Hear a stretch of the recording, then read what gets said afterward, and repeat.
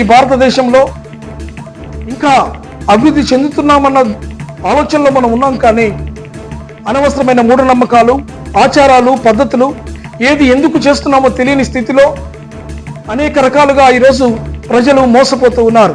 ఎలా మోసపోతున్నారో తెలుసా? ఈరోజు వీధికి ఒక దొంగ బాబా పుట్టుకొస్తా ఉన్నాడు. విభూతి బాబా, సిగరెట్ బాబా, తన్నుడు బాబా, గుద్దుడు బాబా, జొల్లు బాబా, ఇలా అనేక మంది బాబాలు పుట్టుకొస్తున్నారు. కొంతమంది మా చెయ్యి తగిలితే చాలు నీ ఒంట్లో ఉన్నటువంటి రోగాలన్నీ మటుమాయమవుతావని చెప్తా ఉన్నారు.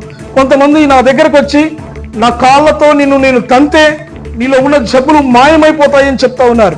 కొంతమంది ఇదిగో ఈ కర్చీపును తాకితే చాలు నీలో ఉన్న బలహీనతలన్నీ కూడా పట్టాపంచలైపోతాయని చెప్తా ఉన్నారు.